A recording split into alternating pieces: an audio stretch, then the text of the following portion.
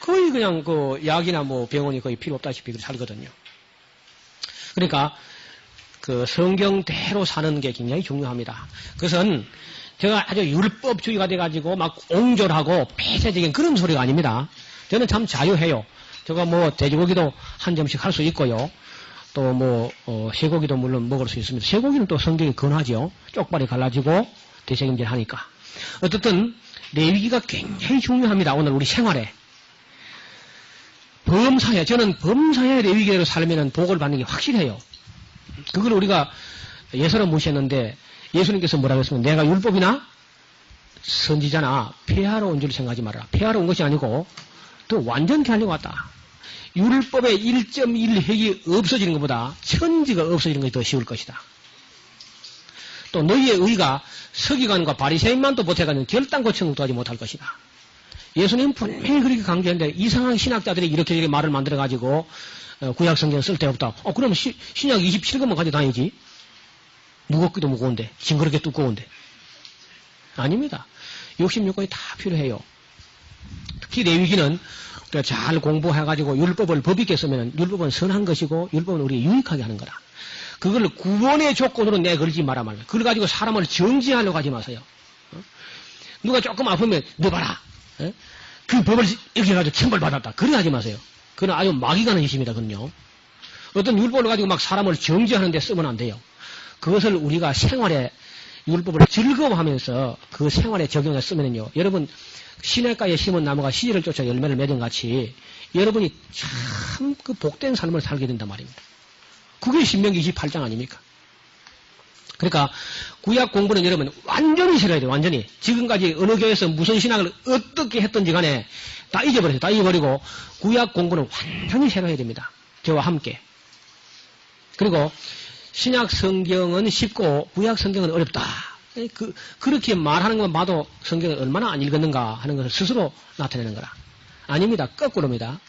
구약 성경은 쉽고 신약은 어렵습니다. 신약은 수준과 차원이 벌써 달라요.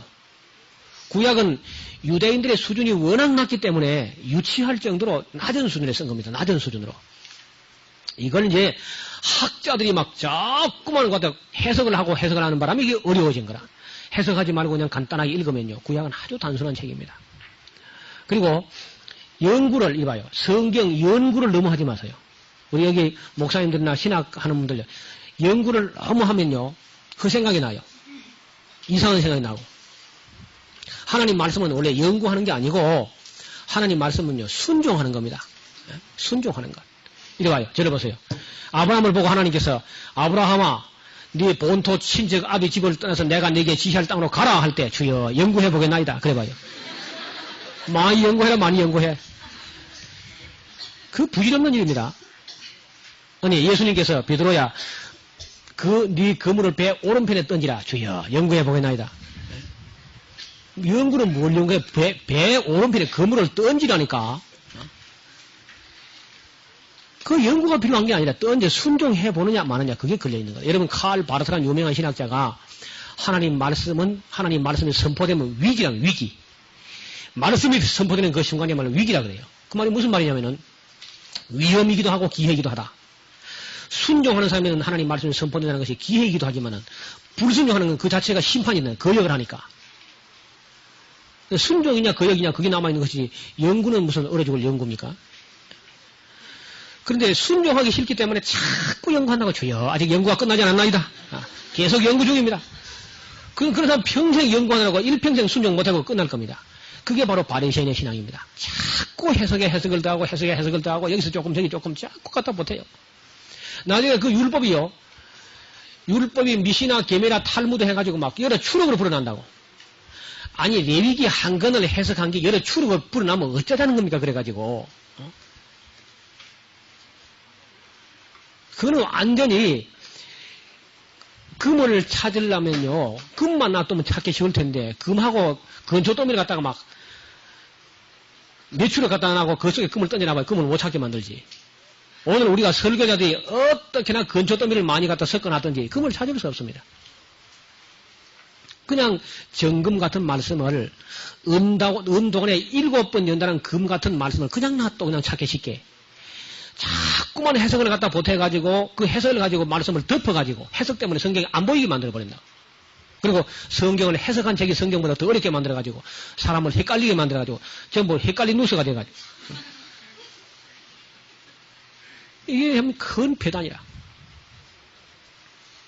어떤 신약 성경학자가 요한복음, 요한신학을 평생을 연구했는데 죽어서 천국 가니까 요한이 제일 먼저 달려나왔더라. 마지막으로 나왔더라 그래요. 그래서 막 천국 입구에서 막 끌어안고 또 목을 어막히고 막 이래 하고 반가워하고 했는데 그래 손을 잡고 생명수 강가로 싹 거닐면서 요한이 위로하면서 그러면 그대가 뭐 땅에 살면서 내가 쓴 뭐 복음서하고 서신서를 많이 연구했다면서 뭐 제가 조금 했지요. 예, 조금 했습니다. 그러니까 요한이 그 책을 내가 좀 한 건 받아볼 수 있겠냐고. 이거 제가 일부러 한 건 가져왔지요. 제가 드리겠습니다. 하고 사인을 턱 기대해가지고 요한이 주니까 요한이 가만히 읽어보더니 심각해진 나는 무슨 말인지 한마디도 모르겠다 그러더래요. 요한복음 신학자가 평생을 연구해가지고 책을 두툼하게 썼는데 요한이 읽어보니까 하나도 모르겠다고 요한이. 세상에 요한복음서 요한서신을 요한이 모르겠으면 어쩝니까? 그러니까 그런 식의 신학을 한 건 백해무익한 겁니다. 그건 하나님의 교회를 우롱하는 거라. 가뜩이나 어려운 책을 쉽게 만들어야지 책을 써가지고 더 어렵게 만들면요. 그 천국 가서 그 신학 때문에 심판받을 겁니다. 제가 이건 밝히 말씀드려요. 그런 신학자들은 회개해야 됩니다.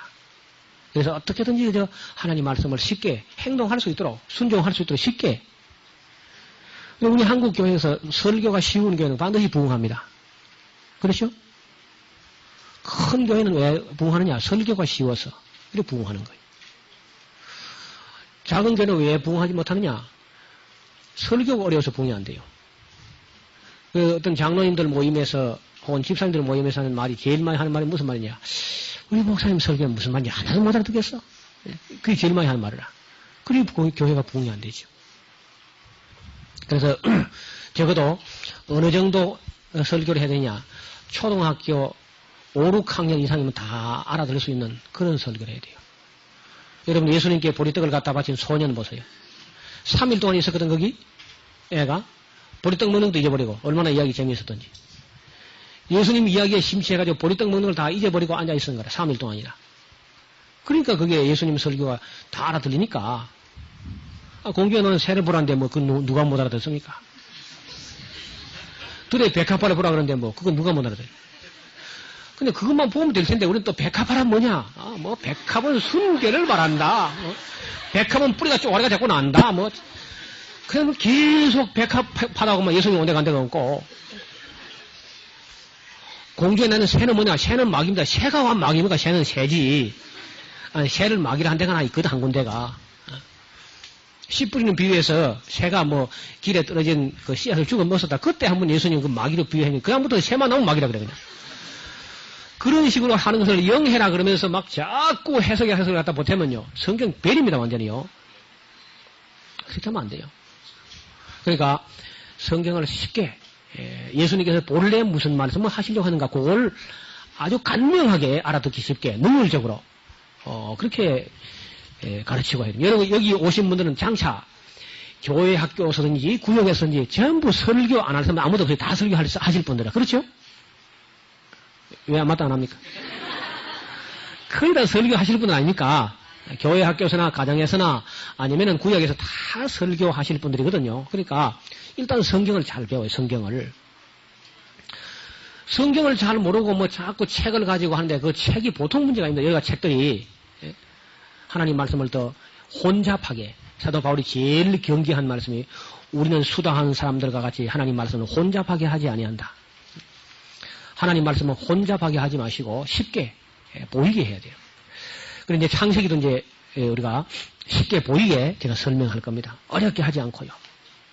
자, 창세기 들어가기 전에 창세기란 어떤 책인가 간단하게 말씀드릴 텐데요. 안 적어도 돼요. 성경에 다 적어놓은 걸 성경에 다 적어놨잖아 하나님.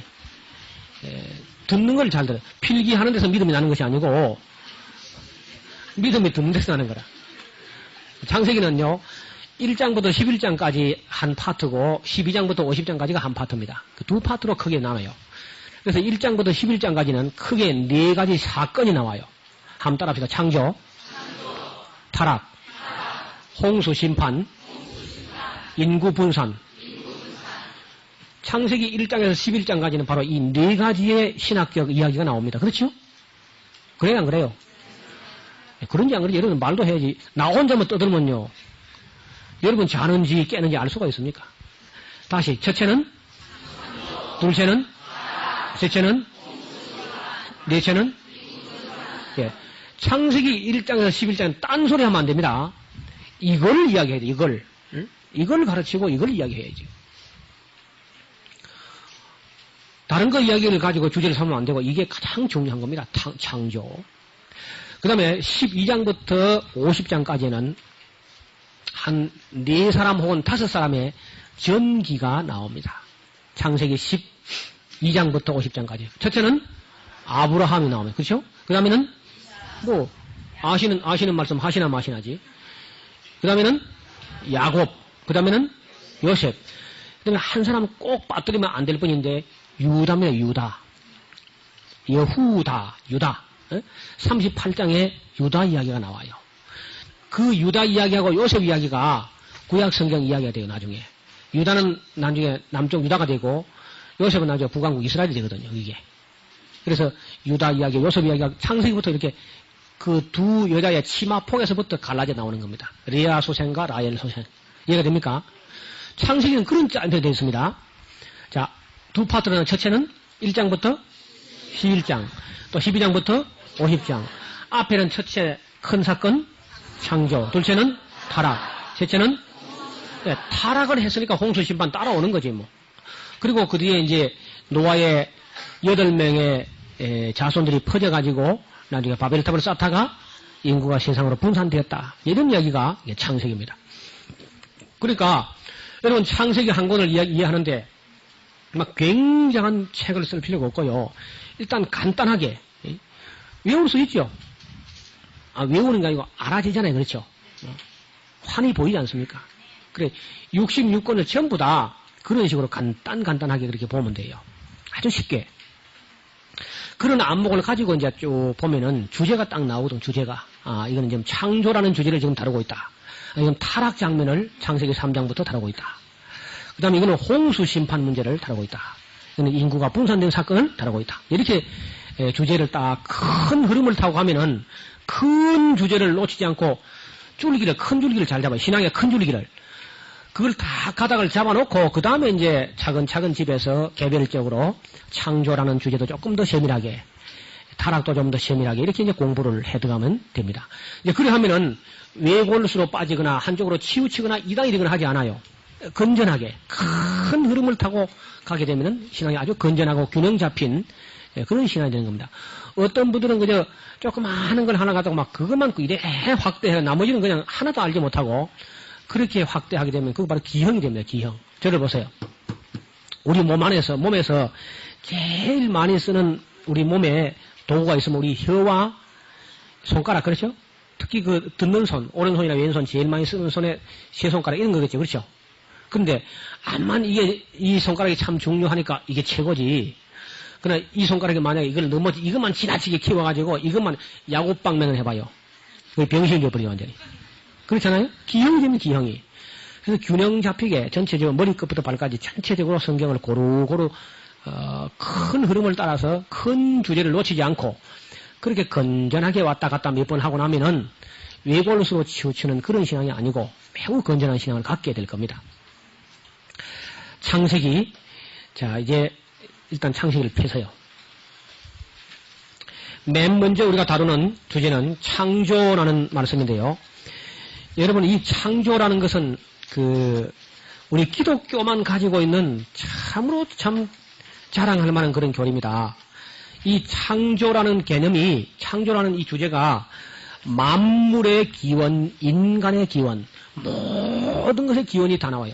하나님의 기원만 안 나오고 다른 모든 것의 기원이 다 기록된 책이 창세기입니다.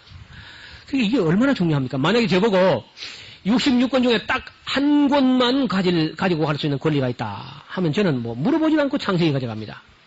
66권 중에서 제게 있어서는 창세기가 가장 중요해요. 많은 사람들이 뭐 로마서가 제일 소중한 것이다. 물론 그 개혁주의, 복음주의 뭐 이런 사람들이 그런 말을 해요. 분명히 말씀드리는데 아브라함은 로마서 없을 때 믿음으로 구원받았습니다. 그래야 안 그래요? 그러면 빨리 그렇다 그래요. 응? 그렇습니까? 안 그렇습니까? 로마서 갈라디아서 없을 때 아브라함은 믿음으로 구원받았어. 창세기에서. 그러니까 아브라함처럼 아브라함을 본받아 믿으면요. 로마서가 갈라디아서 다 쓸데없는 일이라. 그거 없어도 돼. 아니 레위기도 필요 없어. 레위기도. 아브라함처럼 이삭처럼 요셉처럼만 믿는다면 레위기도 필요 없습니다. 그만큼 아브라함은 위대한 삶을 살았고 하나님의 뜻을 쫓아 살았단 말입니다.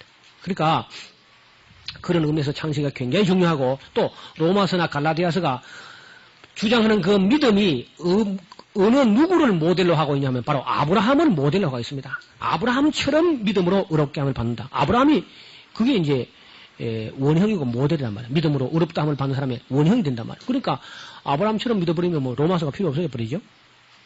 그만큼 창세기가 중요합니다. 그리고 저를 보세요. 이 타락이라는 주제를 다루지 않으면요 사람이 예수 믿을 생각을 안 해요. 자기가 저절하게 타락되어가지고 죄인 되어 있다. 죄의 사람이 되어 있고 죄의 노예가 되어 있다는 저절한 이 비참성을 자기 자신의 영적인 그 비참성을 보여줘야 그걸 통감하게 될 때 목이 마를 때 물을 찾는 것처럼 자기가 이 오호라 나는 이 골치 아픈 존재가 됐다. 나는 곤고한 사람이로다. 하고 절규가 나오고 나서 구세주를 찾지 배부른 사람은 구세주를 안 찾습니다. 자기 자신이 타락된 사실을 모르고 있는 사람들, 자기 자신의 노력으로서는 도저히 하나님의 의를 이룰 수 없다는 그 처절한 사실을 인식하지 못한 사람은 구세주를 믿으려고 생각도 안 해요. 그래서 타락 이야기를 다룰 때 처절하게 아주 정면하게 인간의 내면을 밝혀서 당신이 바로 이 모양이다, 당신의 내면이 이런 모양이다 하는 것을 밝히 보여야 돼요.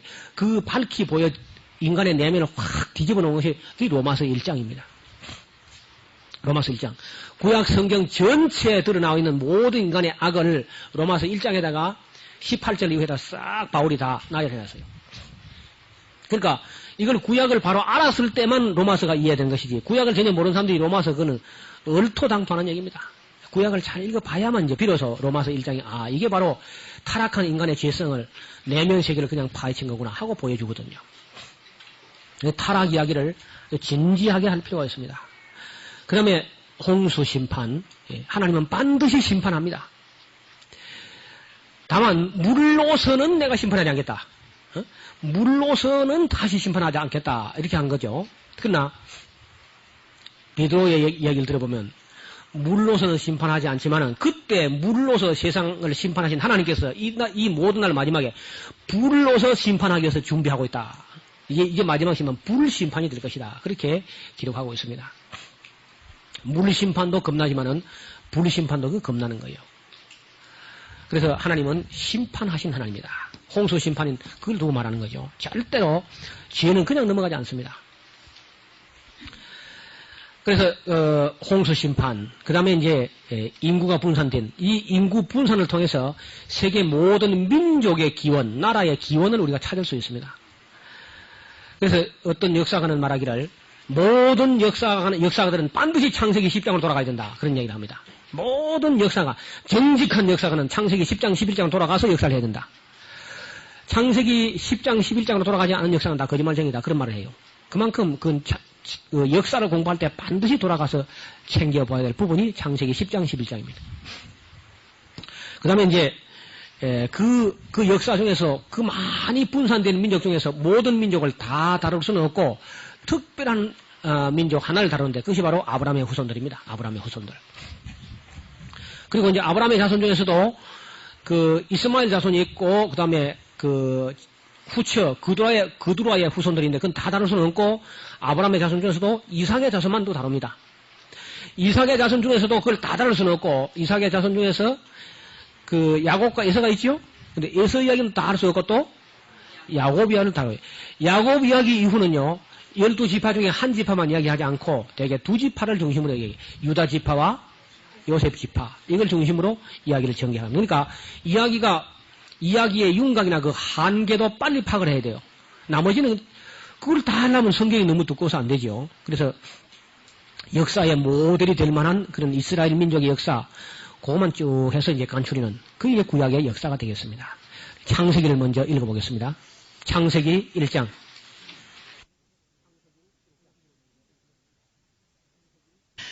저녁 식사 기도하겠습니다. 하나님 아버지 감사합니다. 우리를 이 동산으로 인도하시고 주의 말씀 앞에 다가앉게 하시니 감사합니다. 우리가 하나님 말씀을 읽고 들으면서 우리 아버지의 하나님의 선하신 마음을 헤아릴 수 있는 데까지 이르게 도와주옵소서. 우리에게 때를 따라 베푸시는 식탁을 인하여 감사합니다. 우리가 편안히 은혜 받을 수 있도록 주의 여종들이 이 무더운 여름철에 불 앞에서 더위와 싸우면서 음식을 준비했습니다. 우리의 건강을 돕게 하옵시고 아무 식중독이나 부작용 없이 마치는 시간까지 강건케 도와주옵소서. 예수님 이름으로 기도합니다. 아멘.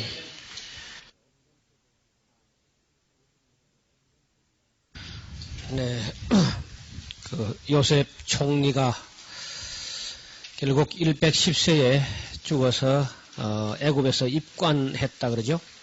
입관 예배합시다. 창세기에 사탄이 뱀이 결코 죽지 아니하리라 그렇게 거짓말을 했는데 안 죽기는 뭘 안 죽어요? 죽지요? 네. 결국은 창세기도 입관하였더라 하는 말로 끝나 있습니다. 자, 우리 창세기 이야기를 이제 조금 더 중요한 부분은 좀 정리하고 넘어가려고 합니다. 사실 우리 신앙의 아주 근본이 우리 신앙의 기초와 근본이 창세기에 뿌리박혀 있어야 됩니다. 유럽 교회가 왜 저렇게 힘없이 맥없이 힘을 잃고 쓰러졌느냐? 그것은 그들이 창세기에다가 근거를 두지 않았기 때문에 그렇습니다. 그들은 한때 유럽이라든지 저쪽 신학자들이 갈릴레오나 코페르니쿠스의 지동설 같은 것을 교회가 무모하게 반박하다가 나중에 과학적으로 갈릴레오 내지는 또 코페르니쿠스의 학설이 과학적으로 증명이 됐단 말이죠. 괜히 신학자들이 과학자들에게 도전했다가 망신을 당했단 말입니다.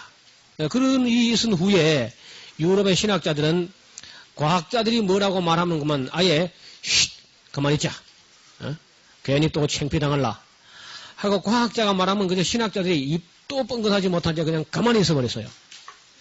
그런 가운데 거짓 이론인 이 진화론이라는 괴물 이론이 나와가지고 결국은 그들은 창세기를 뿌리채 뒤흔들어서 유럽에 있는 젊은이들을 진화론에 팔아넘겨버렸습니다. 여러분 유럽 교회는 입이 10개라도 할 말이 없을 겁니다. 그리고 그 유럽 신학은 벌써 창세기에 서 있지 못하기 때문에 바른 신학이 되어 있질 않습니다. 그런 신학을 가져와가지고 한국에다 그대로 심었다가는 우리 한국 교회도 별 수가 없이 됩니다. 그래서 우리는 지금쯤은 이제 적어도 저와 여러분이 진화론이 얼마나 회개망측한 거짓말인가 하는 것을 우리가 아주 정체를 밝혀내야 되겠고 진화론이 거짓말하는 사실을 만천하에 공포로 해야 됩니다. 지상 논쟁을 하든지 전파 논쟁을 하든지 무슨 방법을 동원하든지 간에 진화론이 허무맹랑한 거짓말이다 하는 것을 밝히 드러내야 돼요. 이거 오늘 신학적인 책임이고 또 예수 그리스도 안에 있는 과학자들의 책임입니다. 그런데 지금 예수를 믿는 과학자들은 이 문제를 가지고 이게 인간의 가치관, 세계관에 굉장히 심각한 문제를 일으킨다 해가지고 과학자들은 꽤 열심으로 들고 일어나는데 오히려 신학자들 그냥 가만히 있습니다. 왜 그러냐면은 이게 유럽이나 서양에서 신학을 해와가지고 어찌 할 바를 모르고 있는 거라요. 굉장히 큰 문제입니다. 오늘 우리 사회가 이 생명 경시 풍조로 치닫고 있는 이 원인이 도대체 어디에 있습니까? 그것은 진화론적 세계관을 가지고 있기 때문에 그렇습니다. 그래서 우리가 창조냐 진화냐 하는 문제를 가지고 우리가 좀 충분히 교회에서 좀 논의할 필요가 있다고 봅니다. 여러분 교회가 가지고 중고등부 학생을 한 100명을 딱 무작위로 어떤 기준 두지 말고 그렇게 모아놓고 진화가 맞는지 창조가 맞는지 솔직하게 견해를 적어내라. 그렇게 말하면은 거의 대부분이 70% 이상이 진화가 과학적 사실로 그렇게 아이들이 써낼 겁니다. 이게 보통 문제가 아닙니다.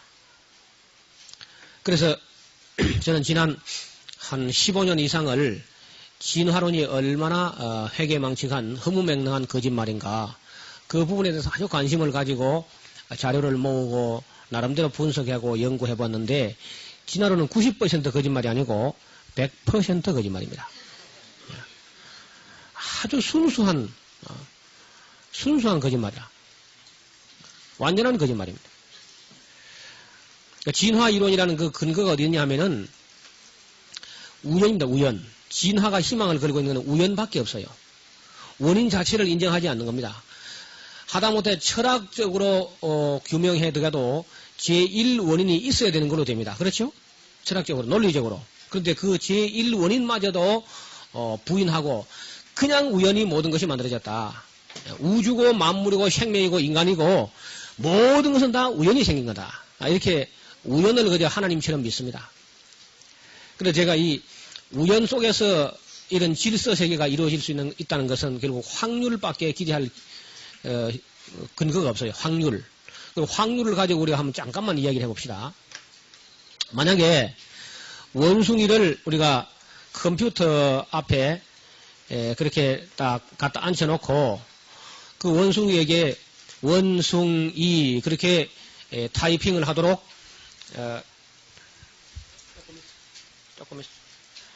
타이핑을 하도록 앉혀놓고 한번 기다려 본다면요. 원숭이가 아마 손가락인지 발가락인지 모르지만은 그걸 가지고 키보드를 이렇게 쿡쿡 이렇게 누를 겁니다. 누르는데 맨 처음 그 손가락을 가지고 그 이응을 탁 쳐야 되겠죠? 그 이응을 치려고 그러면은 컴퓨터 키보드의 키가 대개 이제 103키 내지 106키 이래 되겠죠? 요즘 106키가 많이 나오는데요. 그러면 거기서 이응을 탁 칠 이응, 그 다음에 우, 니은, 왜 원자 될 거 아닙니까? 그렇죠? 그 다음에 시읒, 우, 그 다음에 또 이응, 이렇게 이제 9글자가 되겠죠. 9글자. 요 9글자를 순서 안 틀리고 중복됨이 없이 쪼르르 칠 수 있는 확률을 한번 구해보는 겁니다. 간단하게. 그러면 103키가 있는데 이응을 탁 칠 수 있는 확률은 몇 분질이죠? 103분 1이죠. 그러면 이응하고 우까지 두 자를 안 틀리고 탁 칠 수 있는 확률은요. 103 곱하기 103분지 1입니다. 그렇죠? 그러면은 이 9글자가 순서 안 틀리고 쪼르르 칠 수 있는 확률은 103의 9자성분의 1이래. 맞습니까? 우리 확률을 배웠죠? 그럼 103의 9자성분의 1이라는 말이 도대체 무슨 말이냐? 우리 여기 스크린을 한번 보세요. 103의 9자성을 하면은 뭐 숫자가 이만큼 나옵니다. 뭐 엄청나죠? 그리고 1초라고 계산하고 원숭이가 1초에 한 번씩 타이핑 하는 걸로 볼 때에 그 몇 년 만에 한 번 원숭이란 그 글자를 안 틀리고 칠 수 있느냐 하면요. 간단해요. 왜냐면 1년을 초로 계산하면요. 315360000초입니다. 315360000초. 그래, 이 초를 갖다 나누게 되면은 얼마나 걸리느냐? 약 400억 년 만에 한 번 칠까 말까 합니다. 원숭이가 컴퓨터 키보드 앞에 앉아가지고 103개 키가 있는 중에서 원숭이 지 이름을 순서 안 틀리고 칠 수 있는 확률이 400억 년에 한 번 칠까 말까 한 정도예요. 친다는 것도 아니고 400억 년. 그런데 이것은 원숭이가 졸지도 주무시지도 않고 24시간 노동할 때 그렇고요. 이제 원숭이가 또 이제 노사분기가 일어나가지고 8시간만 일하고 우리는 쉬겠다. 그렇게 이제 노동법을 들고 나오면은 1200억 년이 걸리면 한 번 칠까 말까 합니다. 이게 여러분 우연입니다. 우연. 그러니까 우연히 무슨 일이 일어난다는 것은요. 그거는 있을 수가 없습니다. 제가 오늘 국어사전을 안 가져왔는데 저희 집에 와서 우리 국어사전 펴보십시오. 우연이라는 단어를 빨간 줄로 꺼놨습니다. 제 사전에는 우연이 없습니다. 하나님께서 만든 세상에 우연이라는 건 존재하지 않습니다. 우리가 미련하고 어리석어서 그 원인을 알지 못한다는 것은 이해가 돼요. 그러나 원인이 없다고 생때 쓰는 것은 아주 무식하고 억지입니다. 그래서 우리가 진화론이라는 것이 얼마나 잘못된 이론인가 하는 걸 조금 정리해 두는 게 좋겠습니다. 그리고 이제 우리가 지금까지 과학적으로 말하는 그 연대 측정 방식이라든지 여러 방식이 있습니다. 연대 측정 방식. 그 연대 측정 방식도 학자들이 막 전문 용어를 막 쓰니까 이게 뭐 굉장한 학설인가 싶어가지고 막 그런 거 하고 이제 쏘가 넘어가는데요. 그 다 허무맹랑한 소리입니다. 우라늄 가지고 해요, 보통 연대 측정 방식을. 이 광석이라든지 무기물을 측정할 때는 우라늄 238이 납 206으로 PB 206으로 변화되는 과정을 갖다가 설명하는 건데, 방사성 동위원소가 얼마만큼 지나면은 절반쯤 없어지는데 얼마나 걸리냐, 이걸 갖다가 치는 겁니다. 반감기. 그 반감기가 약 45억 년쯤 된다는 겁니다. 그래서 지금 우라늄 원석을 채취해가지고 방사성 동위원소를 측정하면은 약 절반쯤 없어졌으니까 이 지구 역사는 약 45억 년 됐겠다, 이래 보는 거거든요. 그런데 이것은 어떤 걸 갖다, 어떤 가정이 거기 들어있냐면은, 태초에는 우라늄 238이 방사성 동위원소를 100% 가지고 있었다고 보고라는 가정이 들어있고요. 언제나 똑같은 템포로 이 방사성이 방사되어 날아가고 가는 것이 금일 변천설, 동일 가정설을 걸어왔다고 또 보고, 이런 과정을 갖다 해놓고 있는 겁니다. 만약에 이 진화론을 주장하는 사람들이 진화 이론을 갖다 4가지 필드로 나누어서 설명을 하는데, 첫째는 우주진화입니다. 우주진화. 이 온 우주가 어떻게 처음에 생성되고 진화되어 왔는가, 이 우주진화. 두 번째 단계가 화학진화입니다. 화학진화. 이 화학진화는 무기물에서 유기물이 어떻게 생겨났을까? 무기물에서 유기물. 이걸 갖다가 설명하는 것이, 그래서 아미노산과 단백질 합성 과정을 가설로 만드는, 이것이 이제 화학 진화설이고, 그 다음에 생물 진화설이고, 그 다음에 인간 진화, 이렇게 4가지 필드로 나누어서 설명합니다. 그러면 이 사람들이 말하는 이 우주 진화는 어떻게 우주가 생성되고 진화됐다고 주장하냐면은, 어떤 시기에, 지금부터 이제 아주 오랜 옛날에 어떤 시기에는 이 모든 우주에 있는 모든, 여러분 눈에 보이는 모든 별들이 한테 뭉쳐져 있었다고 보는 겁니다. 그 우주진화, 진화론자들이 말하는 우주진화론이 한테 뭉쳐져 있는 이 원자가 있었는데, 물질 1g이 몇 천만 톤쯤 되는, 질량을 이기지 못해 스스로 폭발해가지고 뻥 해가지고 별들이 천조가리 만조가리 나가지고 저렇게 많이 쪼가리 나가 지금 흩어져 나가고 폭발돼가지고 지금 그 폭발 힘에 의해 가지고 별들이 지금 흩어져서 서로저로 지금 깨져 나가고 있는 중이다. 우주를 그렇게 봐요. 그래서 우주 팽창설이라 그러죠. 그걸 이제 우주 대폭발 이론에다가 보태진 것이 우주 팽창 이론입니다. 우주가 점점 별과 별 사이가 늘어지면서 뻥튀기처럼 팝콘 이론처럼 뻥 하고 퍼져 나가고 있는 중이다. 이렇게 설명하는 거예요. 그렇다면은 만약에 뻥 하는 그 빅뱅 그 순간에, 큰 대폭발 그 순간에 우라늄 방사성 동위원소를 한꺼번에 많이 상실했다면 가정은 틀어지는 겁니다. 그렇죠? 이해가 됩니까? 그리고 처음부터, 우주가 처음부터 그 우라늄 238의 방사성 동위원소를 처음에 한 3분의 1 좀 이런 상태에서 출발됐다. 그럼 또 달라진단 말이에요. 그러니까 100% 가지고 출발했다고 보고라는 가설이 들어있는 거예요, 거기다. 그러니까 그 우주 진화론이라든지 화학 진화. 여러분 지금 화학 진화라는 것은 이제 그 러시아의 생화학자 알렉산드르 이와노비치 오파린이란 그 유명한 단백질 학자가 독일에서 일평생을 단백질 연구에 일생을 바쳤습니다. 그래가지고 이 무기물 속에서 어떤 원초적인 초기 지구가 생성될 때 어떤 그런 그 대기 가운데서 아미노산이 어떻게 합성될 수 있는가, 그 단백질까지 뭐 어떻게 저절로 만들어질 수 있는 어떤 길이 없는가, 온갖 실험 기구를 만들어 가지고 뭐 스파크를 일으키고 수증기를 올려보내고 열을 가하고 막, 그리고 일평생 해가지고 액체도 아니고 고체도 아니고 반액상의 어떤 끈적끈적한 어떤 물질을 얻어냈다 그래요. 그걸 아마 여러분 학교 다닐 때 코아 세르베이트라고 배웠을 겁니다. 반액상의 물질을 얻어내가지고 이것이 곧 이제 단백질의 기원이다. 이런 식으로 이제 했습니다. 여러분 단백질 하나가 만들어지는데 약 80여 종류의 아미노산 중에 선택적으로 단백질이 배열될 때 아미노산이 배열될 때 어떤 단백질이 되는데, 이 자연계에서 약 80여 종류의 아미노산들이 연출해내는 단백질의 모양은 그야말로 기상천외가 됩니다. 예를 들어서 그 단백질 구조가 평면 구조로 된다고 하면은, 평면 구조로 이렇게 연결된다고 하면은, 내지는 이 직선 구조로 연결된다고 할 때는 이게 간단합니다. 80여 종류가 만들어낼 수 있는 단백질의 모양이 뭐, 이런 A형이 제일 먼저 나오고 B형이 두 번째 나오고 이렇게 될 수도 있겠고 C가 가운데 끼일 수도 있고 이런 식으로 할 것 같으면 일직선으로 나와도 80 곱하기 80 자성이 될 거예요. 그렇죠? 그 다음에 이것이 평면 구조로 이렇게 된다면요. 또 이제 80 곱하기 또 여기 80 자성이 또 붙게 될 겁니다. 그리고 이 입체로 갖다가 이 입체 구조를 이렇게 될 때는 이는 어마어마한 이제 숫자가 나오게 되는 거라. 80까지 가지고 연출할 수 있는 단백질의 모양 그야말로 어마어마한 겁니다. 근데 이런 것이 다 선택적으로 자연 속에서 만들어져 가지고 사람이 됐다. 이런 것은 우리 지구에다가 온통 동그라미를 다 치고 그 앞에 1을 붙여가 분의 1 해도 안 돼요. 지구 표면 전체를. 그러니까 아예 안 되는 겁니다. 수학자 에밀 보르라는 사람이 10의 마이너스 50승분의 1은 제로다 그래요. 확률이. 그 안 된다는 그 말입니다. 그는 진화랑은 일어날 수가 없다는 겁니다. 과학적으로, 이론적으로, 확률적으로 진화는 도무지 있을 수가 없게 되어 있습니다. 그리고 진화가 되려면은 말이죠. 한번 생각해보세요. 뻥 하고 대폭발되면은요.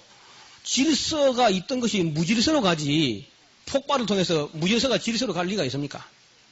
그는 마치 폭발이 무질서를 갖다 질서 상태로 만들었다는 진화 이론을 말하려고 하면은 인쇄소가 뻥 하고 폭발되니 저절로 백과사전을 만들어 나왔다. 그런 말하고 똑같은 얘기라. 아니 인쇄소에 폭발이 나면 인쇄소가 박살이 나버리지 어떻게 그 백과사전이 만들어 놓습니까? 근데 여러분 이 사람의 두뇌의 구조나 인체 구조는 백과사전이 문제가 아닙니다. 정밀하기가. 저와 여러분이 가진 몸의 세포 수가 정상적인 몸을 가진 사람들은 약 200조 개쯤 돼요. 200조 개. 세포 수가. 200조 개라 해도 여러분 아무도 뭐 강박이 안 하면 무슨 말이지? 얼마나 많이 워낙 많기 때문에 그래 그걸 알아들을 수 있는 숫자로 제가 이야기를 하면 이렇습니다. 30년 동안에 200조 개의 세포가 만들어진다고 가정할 때에 수정란이 하나가 둘 되고 둘이 넷 되고 넷이 16, 32, 64, 128 이게 쭉 불어나는 그런 그 숫자로 30년 동안에 200조 개로 불어났다면은 평균을 쳐가지고 초당 약 21만 개가 만들어지는 겁니다. 1초당. 30년 동안에 초당 21만 개. 눈 깜박하는데 21만 개 만들어져. 세포가. 여러분 몸에서. 그게 만들어질 뿐만 아니라 제자리에 가서 조립이 돼야 되거든요. 그러니까 여러분 어머니 뱃속에서 여러분의 수정란이 이제 불어나는데 두 번째 만들어진 그 세포는 어느 방향에 가서 붙고 세 번째 만들어진 세포는 어느 방향에 무슨 세포가 가서 붙고 네 번째는 머리카락이 되고 다섯은 눈썹이 되고 안에 콧구멍털이 되고 이렇게 온갖 세포를 연출해가지고 우리 몸을 만드는 200조 개를 30년 만에 그 캄캄한 데서 만들어봐요. 그리고 이제 284일쯤 되면 이제 공장이 비집어서 안 되겠다. 밖으로 나가자. 밖에 나와서 이제 만드는데 거기 유전인자라고 하는 그 속에 들어있는 그 DNA 속에 있는 RNA라는 염색사가 요리 꼬여 있는데 이중나선으로 꼬여 있는데 거기에 아데닌, 구아닌, 시토신, 티민이라는 네 가지 염기가 길어졌다 짧아졌다 하면서 정보를 주면서 여러분의 몸을 머리카락은 몇 개를 신고 눈썹은 몇 개를 신고 이마 넓이는 얼마, 콧구멍 직경은 얼마, 눈동자 직경은 얼마, 이빨 한 개 무게는 얼마, 목둘레는 얼마, 어깨 넓이는 얼마, 엉덩이 쿠션은 얼마, 발바닥 두께는 얼마 이걸 전부 규정하고 명령하기 때문에 그 유전인자가 명령하는 대로 세포를 만들어 조립시킨단 말이에요. 자동으로. 완전 자동으로. 여러분 엄마 아빠가 여러분 뭐 낳았다 하지만 낳았지 만든 건 아닙니다. 손도 댄 적이 없어요. 그 핀셋도 들어간 데가 아니고 아예. 손도 댈 수 없이 여러분 다 조직되고 형성된 겁니다. 그럼 뭘 통해 만들어졌느냐? 그 DNA 속에 있는 RNA의 염색사 속에 있는 유전 정보를 읽어서 세포를 만들어서 거기에 갖다 붙이는데 엄마 탯줄을 통해서 들어간 젖을 갖다가 입으로 먹는 게 아니고 탯줄을 통해서 먹으니까 그 탯줄을 통해서 들어간 것이 온몸에 퍼지면서 거기 있는 영양소를 가지고 설계도를 읽어가면서 만들어서 붙이고 만들어 붙이고 해가지고 여러분 이렇게 만들어졌단 말이에요. 그것도 1초에 평균 21만 개씩 만들어가지고 째깍 하는데 21만 개. 근데 그 21만 개라는 세포가 또 얼마나 정밀하냐면 여러분 그 세포를 그림을 그려가고 보면은요. 그 정밀하기가 세포 안에 있는 여러분 세포질이 있고 세포막이 있고 은행질이 있고 리보솜이 있고 미토콘드리아가 있는데 그 미토콘드리아 안에 하나의 얼개가 뉴욕시만큼 복잡하답니다. 그런 세포가 200조개가 30년 만에 만들어지는데 그 신비를 어떻게 설명할 수 있겠어요? 그래서 우리 인체를 가만두고 생각만 해도 그야말로 밤새도록 찬양해도 찬양이 모자라요. 여러분 여기 봐요. 하나님께서 이게 전부 대물을 만들었으면 얼마나 참, 전부 스님도 아니고 말이에요. 아주 참 기가 막히길 텐데, 여기 또 이 짠디를 심어가지고, 딱 이 컴퓨터가 열받으니까, 직사광 바탕에다 이 초가지붕을 딱 이어가지고, 이걸 또 멋을 부리게 해가지고 미정원에 돈이 벌리게 하고 그렇잖아요. 그리고 이제 열을 또 발산하고 이제 땀이 나오니까 여기 땀 흘러오다가 이제 눈으로 들어가면 안 되니까 이게 이제 그 유리창이 흐리니까 짠디를 또 심어가지고 여기 물기를 싹 돌려놨습니다. 눈은 잘 안 들어가게. 그 여러분 여기 칼라 TV가 양쪽으로 딱 나와가지고 물론 흑백도 있죠 가끔. 근데 이게 완전 와이드 비전이 돼가지고 상당히 이 광각으로 본다고요. 넓게 보고 또 쌍초점 방식을 이용했기 때문에 이게 물체가 입체로 보입니다. 눈이 한개 같으면 모든 게 평면으로 보이는데 입체로 보이는 게 초점이 양쪽에 있기 때문에 이 입체로 보이게 되어 있어요. 그것도 아주 기가 막히게 해놨죠. 하나님께서는 스테레오를 좋아하신다고. 양쪽에 안테나를 붙어가지고 스테레오를 딱 이렇게 장착을 해놨죠. 그런데 이 눈도 이게 저녁에 눈 잘 때는 스크린에 또 뭐 묻으면 안 되니까 가죽 샷다를 내려가지고 딱 덮어놓도록 자동으로 그냥 샷다가 탁 내려오게 해놨어요. 그리고 위험한 것이 내려올 때는 가까이 오면 자동으로 탁 닫아버립니다. 아주. 기가 막히죠. 그 다음에 그 밑에 내면 이제 이 레이더망을 만들어가지고 방에 있어도 뭐 부엌에서 콩을 볶는지 깨를 볶는지 다 알아요. 안 가보고. 그걸 꼭 가봐야 하는 게 아니고 레이더에 다 감지가 되게 해놨습니다. 오늘은 뭐 맛있는 걸 하는구나. 안 가봐도 다 안다고. 새똥인지 개똥인지 뭐 다 분별하게 해놨습니다. 밑에는 이 FM 방송국이 또 여기 있죠.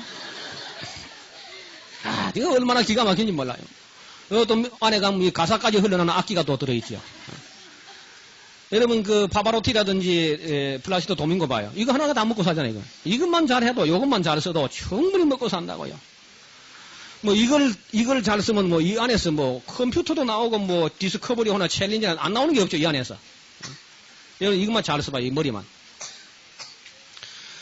그리고 여기 이제 이거 봐요. 여기 오면 이제 이 오므렸다 피했다 가락이 10개인데 이 10개 오므렸다 피했다 이것만 잘해도 뭐 세상에 못 만드는 게 없습니다. 이리 봐요. 여러분 손가락 하나만 더 있었으면 그런 사람 있습니까? 그래도 긴 거는 길어야 되고 짧은 건 짧아야 되고 가늘은 건 가늘어야 되고 이거 안 되잖아요. 참 얼마나 신비하게 만드는지 몰라요. 이것만 잘 움직여도 못하는 게 없어. 하여튼 못하는 게. 여러분도 이동장치가 이게 얼마나 편리합니까? 이거? 뭐 경사로고 뭐 계단이고 마음대로 자유자재로 회전 방향이 필요 없어. 제자로 돌아버리니까. 아, 참 기가 막히게 만들었죠. 우리가 저녁에 먹은 음식을 가만히 생각해 보세요. 근데 그걸 먹어가지고 어떻게 머리카락을 만들며 우리가 말랑말랑을 먹었는데 그걸 어떻게 조합해가지고 이빨을 이 단단한 걸 돌보다 여문 것을 만듭니까? 우리는 색깔 있는 걸 먹지 않는데 어떻게 빨간 피가 나오고 그 캄캄한 데서 어떻게 자료를 분석해가지고 필요 없는 건 뭉쳐가 통통통통 하고 또 커피나 꾸중물 같은 건 뭐 된장찌개를 먹었는데 물 나오는 거 봐요. 철철철 맑은 물 정수기가 우리 내장된 정수기가 얼마나 완벽한지 그 맑은 물만 착 나온다고. 자연 공해 안 만들려고 참 하나님 얼마나 설계를 잘하는지 몰라요. 저는 이 사람의 이 몸에 관해서 상당 기간 동안 또 자료를 모아가지고 살펴보니까 뭐 신비로워서 잠이 안 와요. 잠이 얼마나 신묘막측한지. 그러니까 이 정밀무비한 이 인체를 우리 보면서 이걸 우연이라고 하는 것은 그거는 무지가 아니고 억지입니다. 억지. 몰라서 그런 게 아니라요. 자기들도 알아요. 진화론이 얼마나 거짓말인가 하는 건 진화론자들이 누구보다 잘 압니다. 그 거짓말을 자기들이 만들었으니까. 근데 이 사람들이요, 왜 자꾸 이 진화론을 만들어가지고 생태를 쓰느냐 하면은, 그저 꿈에도 소원이 하나님이 없었으면, 그래서 그래요. 하나님이 없었으면. 왜 그럴까요? 예? 왜 사람들이 하나님이 없다 그러면 그리 좋아합니까? 예? 따라합시다. 안 통한다. 사람들이요, 하나님이 없다면 참 좋아해요. 유럽에서 하나님이 없다 그러니까 만세, 브라보, 할렐루야. 할렐루야는 안 하겠지요. 막 티끌을 날리고 모자를 집어 던지고 막 그리 좋아했다고. 그게 바로 죄인 되어 있다는 증거입니다. 죄인이라는 증거예요. 하나님이 없다는 것을 그리 좋아해요. 여러분 지금까지 특히 그 유럽 쪽에서 무신론자들이 많이 나왔는데 이 무신론자라고 하는 말 보세요. 이 무신론.